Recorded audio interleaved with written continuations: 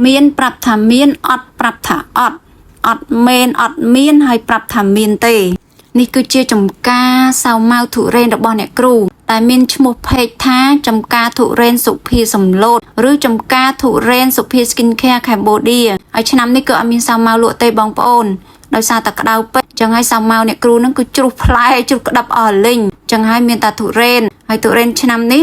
ក៏អត់ទាន់បានផ្លែទុំដែរនិយាយទៅបច្ចៈហើយណាគឺថាទុរេនអ្នកគ្រូអត់ទាន់មានផ្លែទុំទេហើយសម្រាប់សាម៉ៅនៅសំឡូតនឹងក៏មានបងប្អូនយើងមានផ្លែជាប់ច្រើនដែរបងប្អូនអាចទៅទិញញ៉ាំបានហើយសម្រាប់ទុរេននៅចំការអ្នកគ្រូគឺអត់ទាន់មានទុំទេបងប្អូននិយាយទៅតែខែ6ឬមួយក៏ពាក់កណ្ដាលខែ6អីបានមានហើយទុរេននៅក្នុងចំការអ្នកគ្រូនេះគឺទុរេនគេហៅថាទុរេនទឹកដោះគោតែយើងដូរឈ្មោះពីទុរេនឈ្មោះរបស់ចៅសៀមណាគឺយើងលេងហៅឈ្មោះរបស់វាហើយគឺយើងហៅទុរេនទឹកដោះគោម្ដងដែលជាទុរេនឆ្ងាញ់បំផុត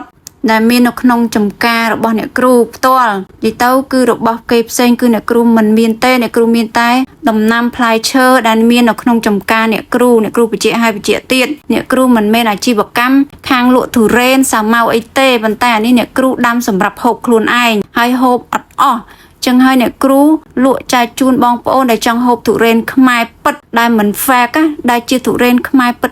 ដែលជាទុរេនចំការផ្ទាល់របស់អ្នកគ្រូចឹងហើយបងប្អូនដែលញ៉ាំទុកចិត្តបាន 100% ប៉ុន្តែបច្ចៈហើយបច្ចៈទៀតឥឡូវអត់ទាន់មានទុំទេខែ6ឬពាក់កណ្ដាលខែ6អីបានមានខ្លះនិយាយតឥឡូវអត់ទាន់មានទេហើយនេះជាសកម្មភាពបៃសាម៉ៅនិយាយតអ្នកគ្រូបៃសាម៉ៅនេះចែកជូនបុគ្គលិកអ្នកគ្រូញ៉ាំអ្នកគ្រូហូបដែរហើយអញ្ចឹងទៅចែក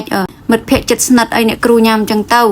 ហើយបងប្អូនមើលសកម្មភាពណាគឺឡើងបេះផ្ទាល់តែម្ដងនិយាយទៅឆ្នាំនេះអត់សូវមានសាម៉ៅច្រើនទេហើយសម្រាប់ទុរេនអ្នកគ្រូក៏មិនមានផ្លែអីច្រើនដល់ថ្នាក់បោះដុំលក់អីគឺអត់មានទេសម្រាប់តែចែកបងប្អូនក៏បានញ៉ាំរីរាយអីហ្នឹងពី3ផ្លែអីហូបទេនិយាយទៅក៏អត់មានបោះដុំអីកើតទេ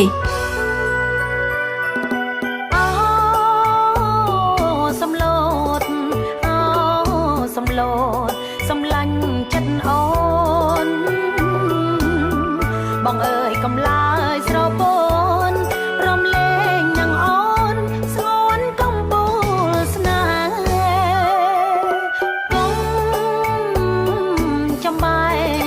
កុំចំបែង